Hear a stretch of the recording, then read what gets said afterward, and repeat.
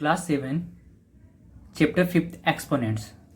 अब most of chapter के नाम से हमें लगता है कि एक्सपोनेंट होता क्या है। तो एक्सपोनेंट को कंसेप्ट समझने की कोशिश करें कि इस बेस से क्वेश्चंस कैसे सॉल्व कर सकते हैं। तो फर्स्ट ऑफ हमें कंसेप्ट क्लियर होने चाहिए तो हम किसी भी क्वेश्चन को सॉल्व कर पाएंगे। सो फर्स्ट ऑफ एक्सपोनेंट के कंसेप्ट को देखते हैं। दैट इज एक हमने कोई भी एक नंबर लिया, सो दैट इज 2⁵ हमारा नंबर हो गया 2⁵। अब हमें पता है 2 का पावर टर्म क्या है, दैट इज 5, मीन्स 2 का पावर टर्म इज 5। अब एट इज पावर इज 5 तो 2 को हम क्या कहेंगे, इट इज कॉल्ड बेस। अब जब पावर 5 हो गया, बेस हो गया, बेस इज 2। अब एक्सपोनेंट, अब ऑलवेज रिमेन रखना, पावर को दूसरे किस नाम से जानते हैं, the another name of power is called exponent. Power का दूसरा नाम क्या होता है, एक्सपोनेंट्स होता है। अब कोई भी एक नंबर लेते हैं अनदर नेम, दैट इज 2⁻³ इसका पावर टर्म क्या है, -3 है। तो इसका कोई पूछा what is the exponent of 2⁻³ तो इसका एक्सपोनेंट क्या हो जाएगा, दैट इज एक्सपोनेंट्स ऑफ -3। इसका एक्सपोनेंट नंबर इज क्या, दैट इज -3। अब एक्सपोनेंट का कंसेप्ट क्लियर हो गया। The power term is called exponent, 2 is base. अब हमें पता है that is 2⁻³ 2 is base and -3 is called exponent. अब होल टर्म को क्या करेंगे, इन नंबर का होल टर्म है जिसे हम रीड क्या करते हैं 2⁻³ it is called 2⁻³ is called exponential.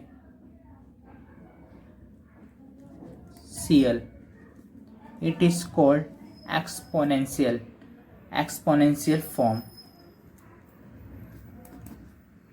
अब नेक्स्ट एक्सपोनेंशियल फॉर्म को दूसरे किस नाम से जानते हैं, the another name of exponential form is power notation.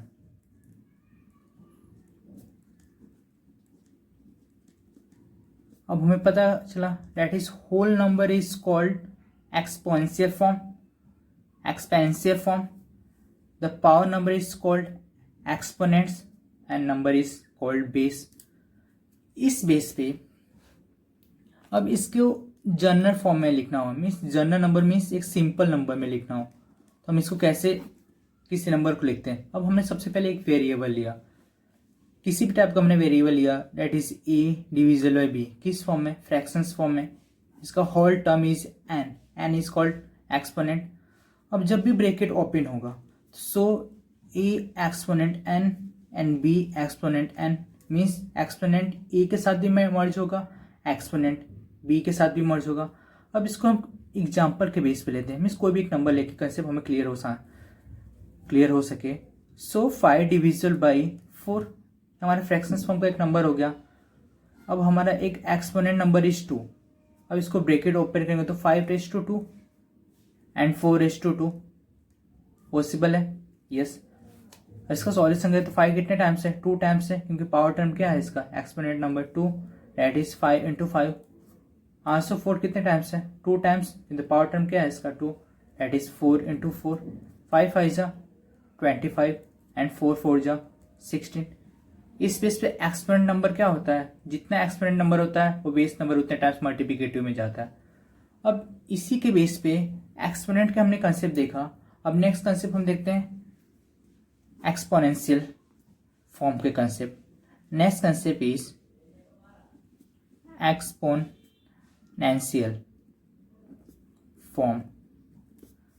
Exponential form के कंसेप्ट के क्वेश्चंस किस टाइप्स के आते हैं।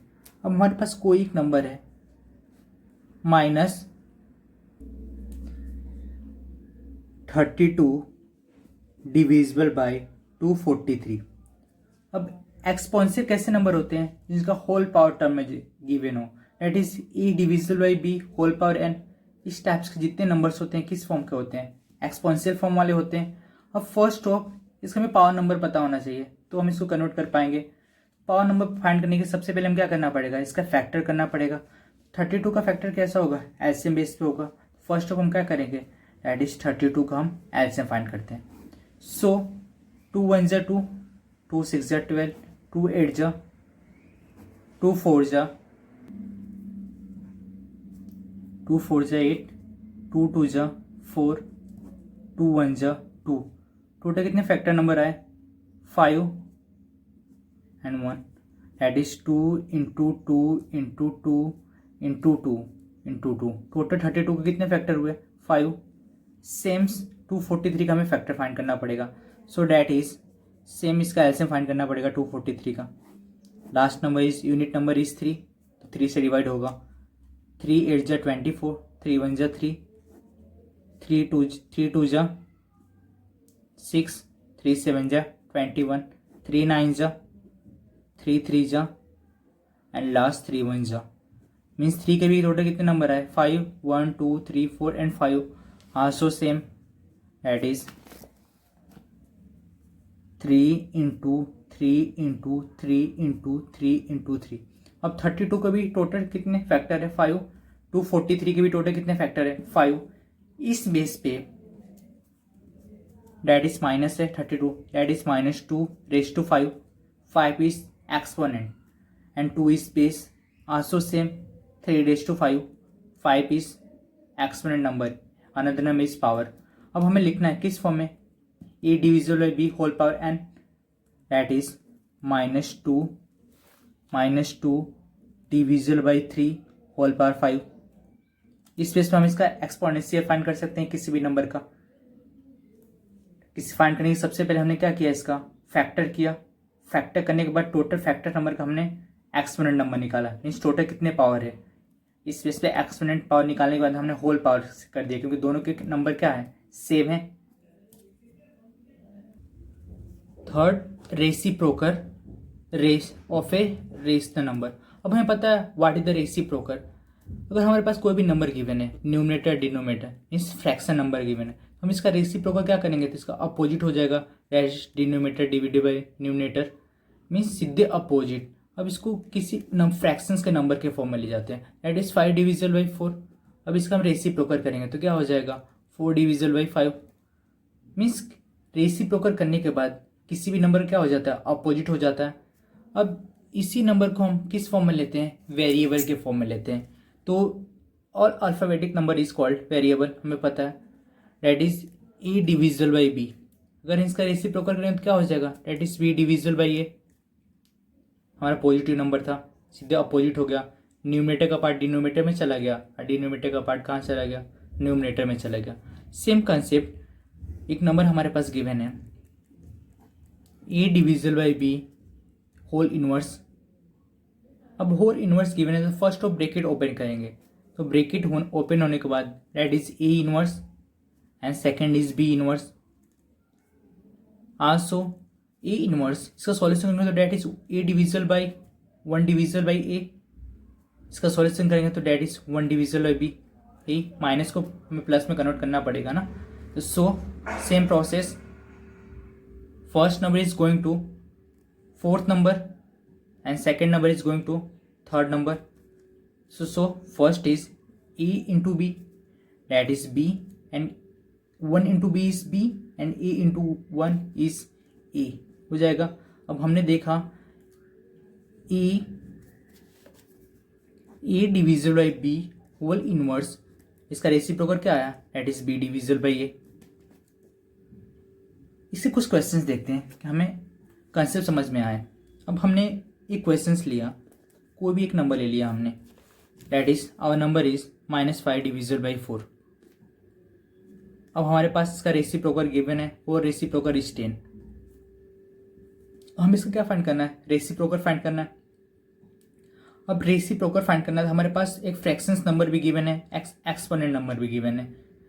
अब हम इसका रेसिप्रोकल करेंगे तो सीधे इनवर्स हो जाएगा, तो that is 4 divisible by 5, that is -4 divisible by 5 whole power 10। क्या चेंज हो गया? न्यूमरेटर का पार्ट डिनोमिनेटर में चला गया एंड डिनोमिनेटर का पार्ट क्या चला गया? न्यूमरेटर में। अल्टरनेट हुआ ना, यही चेंजेस हुआ। इसी के बेस पे रेसिप्रोकल के क्वेश्चन सॉल्व होते हैं।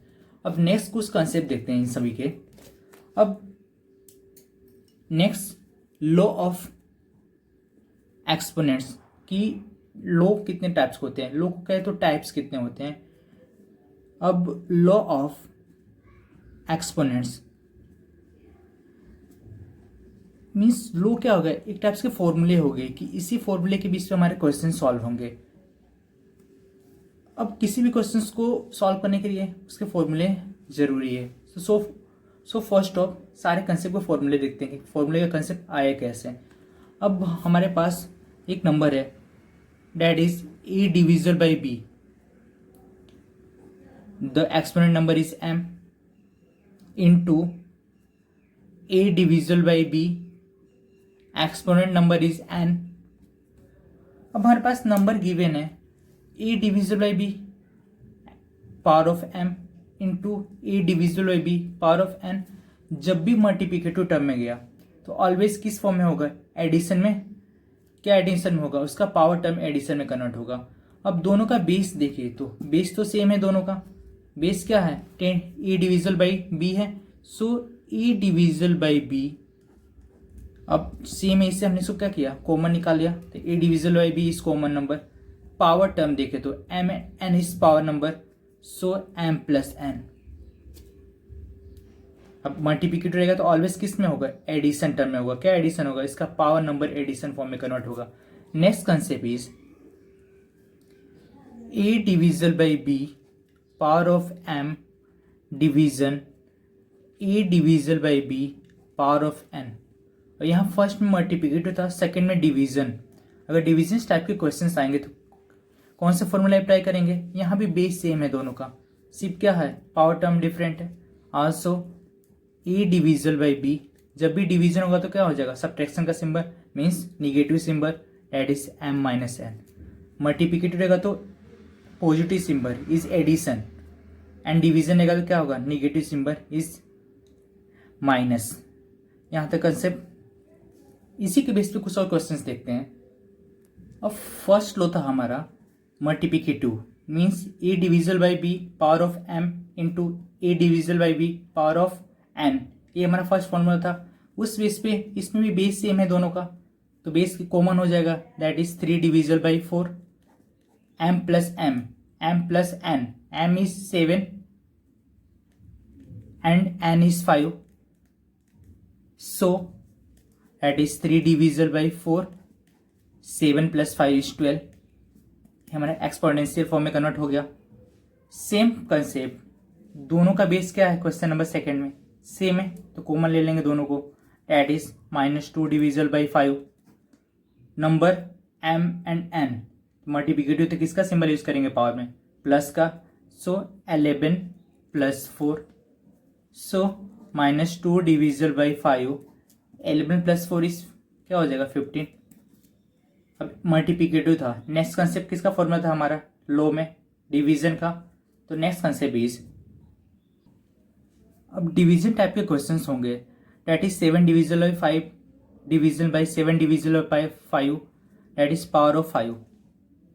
इस टाइप के क्वेश्चंस ले तो अब सेम बेस हमारा क्या है, सेम है, so base is common, 7 divisible by 5। Power number is, one number is 8, second number is 5। क्या था 7 e divisible by b m minus n, so m minus m। Power term में minus होगा क्योंकि यहाँ पे डिवीजन का symbol है। इसका सॉल्व करेंगे तो 7 डिविजिबल बाई 5, 8 माइनस 5 इज 3, ये सॉल्व हो गया। एडिशन ऑलवेज किस में अप्लाई होगा, जब मल्टीप्लिकेटिव होगा, और सब्ट्रैक्शन कब अप्लाई होगा, जब डिवीजन होगा। इसी बेस पे क्वेश्चन सेकंड सॉल्व करें तो -8 डिविजिबल बाई 3, क्योंकि दोनों का बेस क्या है, सेम है फ्रैक्शंस नंबर के। आल्सो डिवीजन का सिंबल है तो किसका यूज करेंगे, negative number, that is -5, minus not for -5, that is -8 divisible by 3, 12 minus 5 is 7। ये हमारा सॉल्यूशन हो गया। अब एक और कुछ फॉर्मूले के कंसेप्ट देखें तो जब किसी भी का टर्म का पावर क्या हो जाए, 0 हो जाए, तो सॉल्यूशन ऑलवेज क्या हो जाता है 1। अगर देखें तो हमने एक नंबर लिया e power of 0, always solution is 1। Means किसी भी नंबर का एक्सपोनेंट नंबर जब भी 0 होता है तो सॉल्यूशन के बेस पे आंसर क्या आता है, ऑलवेज 1 आता है। अब देखें तो हमने एक नंबर लिया 5 raise to 0, same our answer is 1। 100 raise to 0, our answer is 1। 1000 raise to 0, our answer is 1। Means किसी का भी पावर टर्म जब भी जीरो में कन्वर्ट हो जाए, सॉल्यूशन ऑलवेज क्या आएगा, वन ही आएगा.